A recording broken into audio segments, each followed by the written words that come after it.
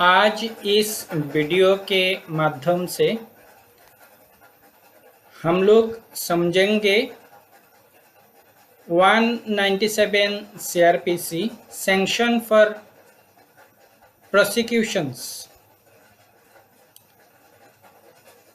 के प्रोसीजर, उसका आवश्यकता, उसका इम्प्लीमेंटेशन क्यों किया गया, इन सारे बात आज इस वीडियो के जरिए प्रकाश में लाने का कोशिश रहेगा। पहले तो हमें समझना चाहिए कि सैंक्शन फॉर प्रोसिक्यूशन 197 का प्रोसीजर क्यों इंट्रोड्यूस किया गया। सैंक्शन फॉर प्रोसिक्यूशन इसलिए इंट्रोड्यूस किया गया कि लोक सेवक उनके ड्यूटी करते हुए उनसे ली गई निर्णयों का विरोध करके कोई भी रिवेंस के तौर पे उस पब्लिक सर्वेंट के अगेंस्ट में फिबोलस झूठा कंप्लेन करके उस पब्लिक सर्वेंट को परेशान ना करे। कारण होता क्या है, जब भी कोई पब्लिक सर्वेंट अपना ड्यूटी करते, उनको जो प्रोसीजर फॉलो करके उनको उनका ड्यूटी करना है, वो उस प्रकार से ड्यूटी करते हुए कभी कभी जो बेनिफिशियरीज रहते वो सेटिस्फाइड नहीं होते, जिसके चलते संभवतः प्रोबेबली ज़्यादा से ज़्यादा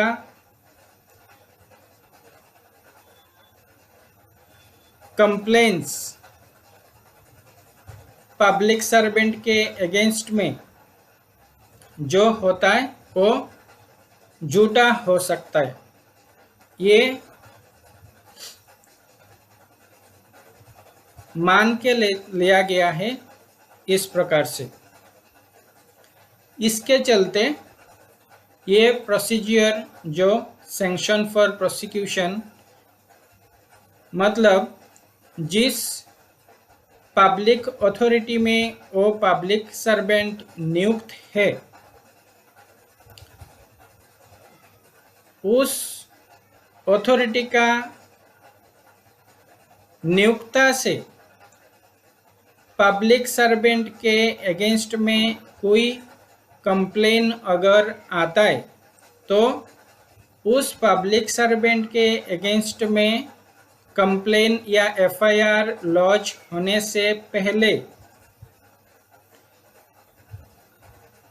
उस अथॉरिटी, उसी सेम अथॉरिटी उस पब्लिक सर्वेंट का कृति के बारे में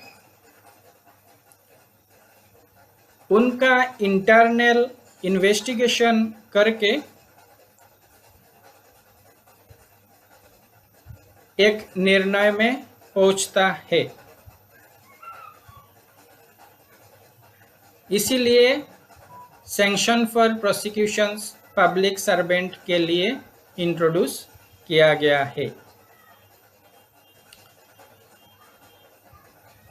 अभी हमें समझना होगा कि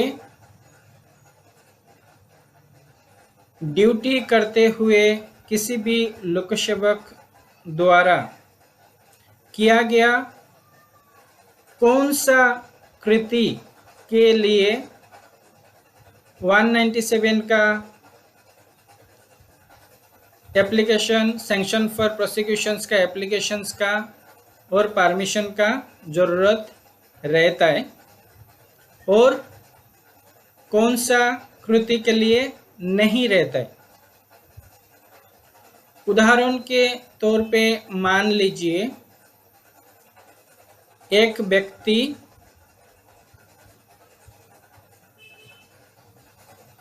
कोर्ट में जुडिशियल ऑफिसर है, मीन्स जज के रूप में काम करते, वो पब्लिक सर्वेंट है।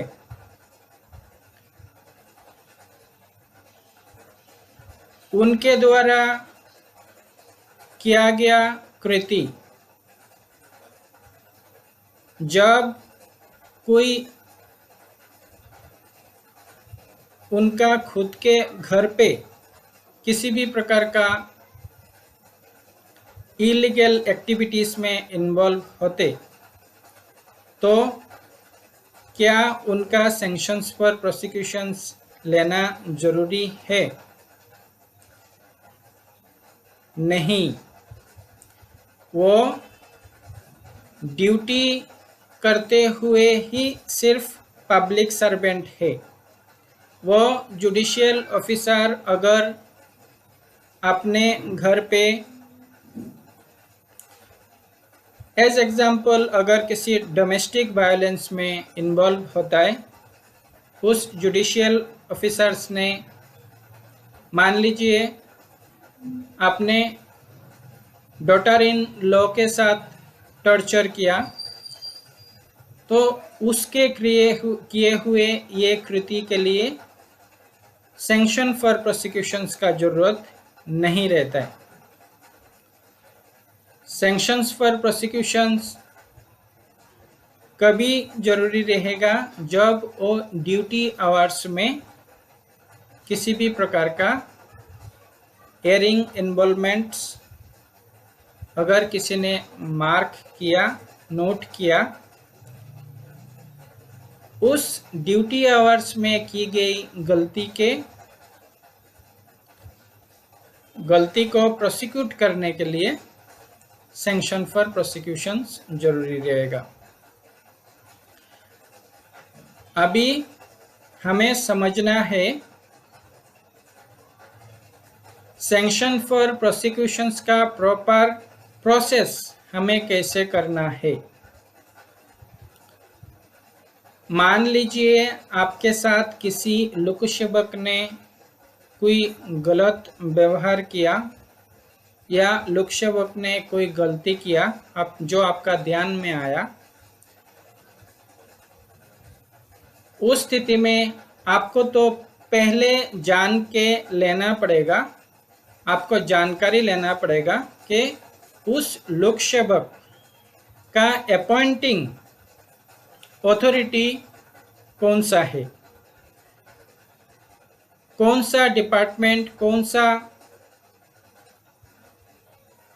ऑफिस, कहाँ से वो नियुक्त हुआ है। उसका नियुक्ति को जानने के लिए सबसे प्रॉपर लॉजिकल लॉफुल स्टेप जो आप ले सकते, आप एक आरटीआई फाइल कीजिए। उस पब्लिक सर्वेंट का नाम लिखने का ज़रूरत नहीं है आरटीआई में, उसका पद नाम लिखिए, उसका डेसिग्नेशन लिखिए कि इस पद का जो नियुक्ति किया जाता है वो कौन सा अथॉरिटी से नियुक्ति किया जाता है। जिस डिपार्टमेंट में, जिस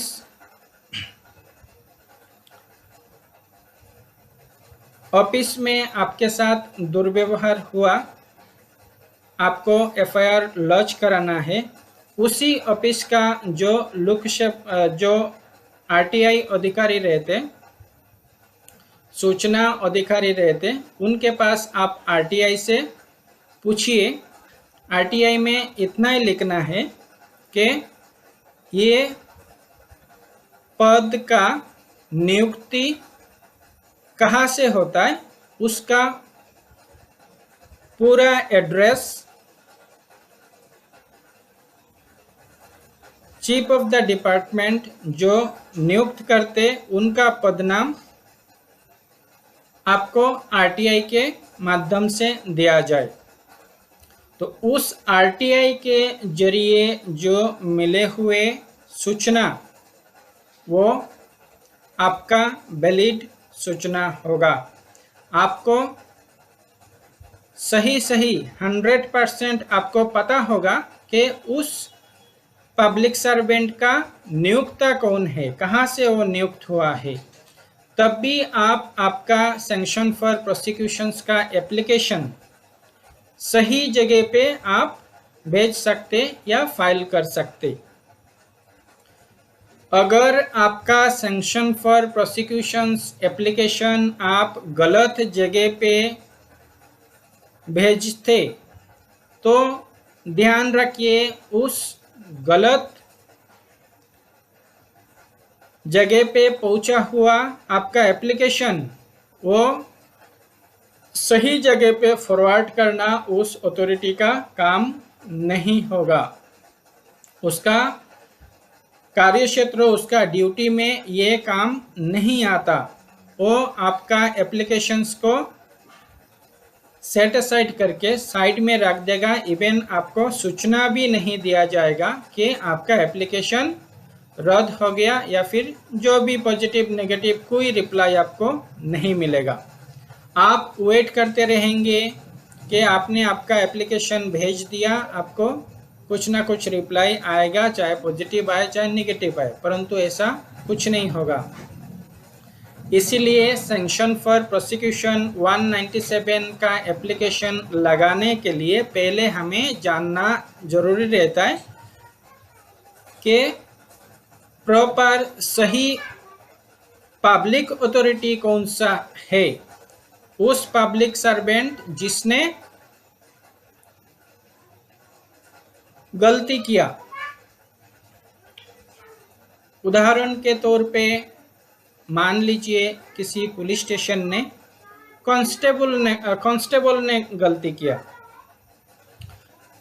कांस्टेबल्स का नियुक्ति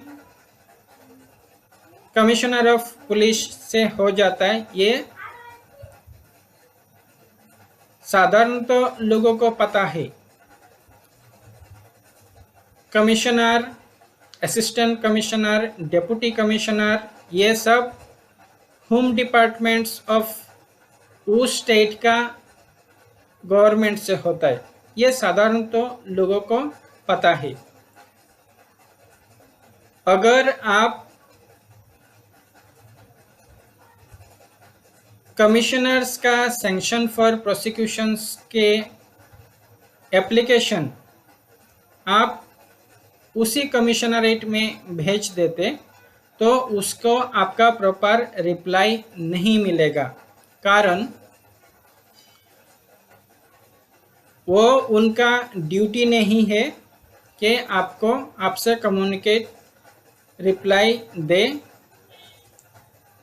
कारण वो डिपार्टमेंट अपने वर्कर्स को एक एंगल से सेव करना चाहेंगे।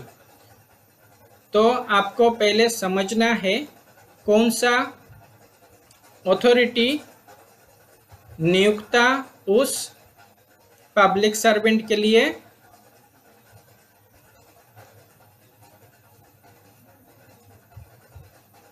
है, किया गया है।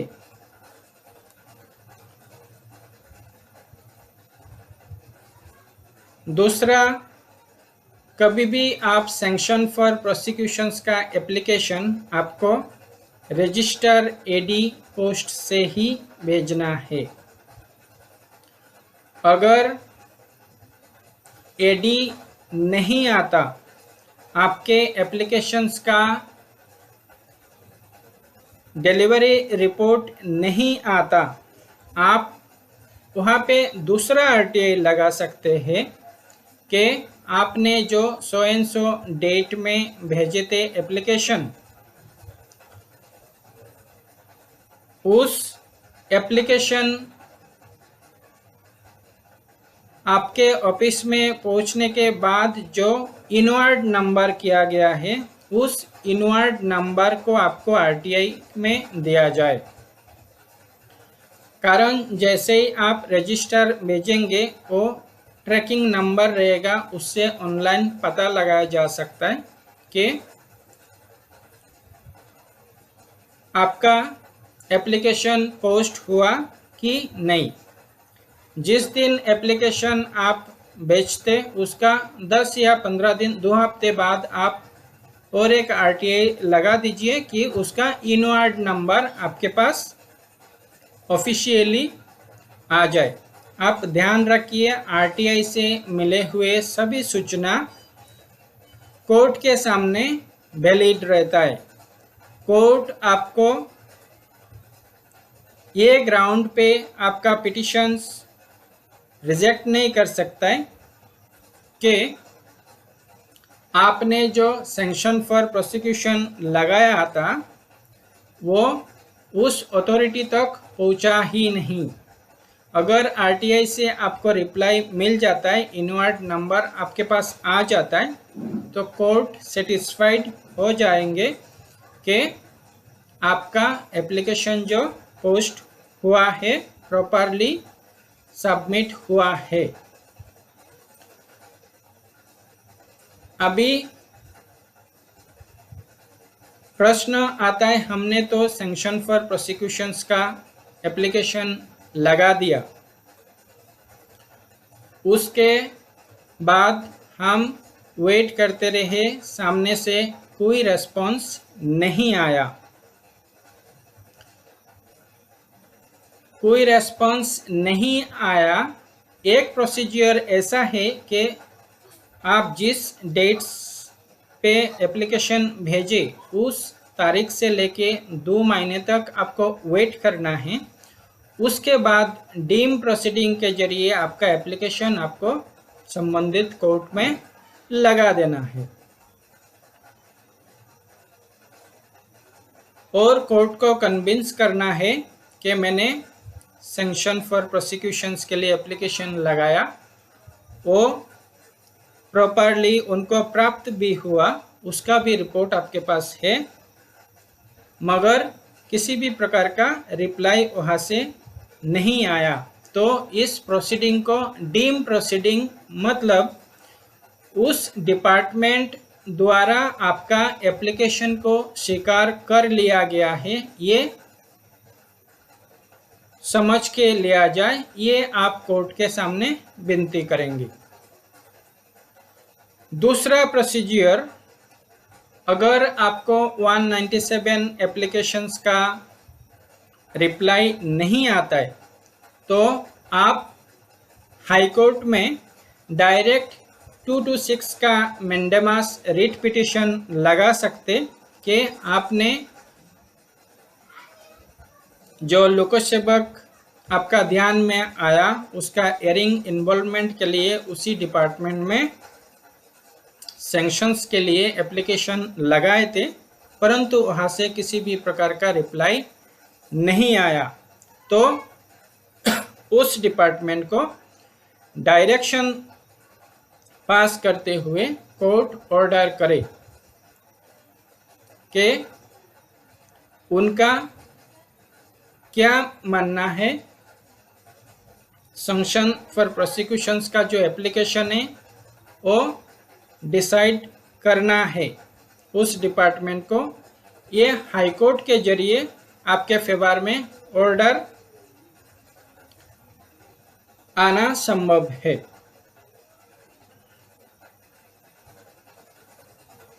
ध्यान रखिए, जब भी कोई आप कोई पब्लिक प्रोसिक्यूटर्स का हियरिंग इन्वॉल्वमेंट आपके सामने आता है, पब्लिक सर्वेंट का हियरिंग इन्वॉल्वमेंट आपके सामने आता है, तुरंत आप इन प्रोसेस के जरिए सैंक्शन फॉर प्रोसिक्यूशंस ले आपका प्रोसीडिंग आप चालू करें। कभी भी दुष्टों को दंड दिए बगैर मत छोड़िएगा। दुष्टों को दंड देना ये प्रत्येक नागरिक का कर्तव्य है।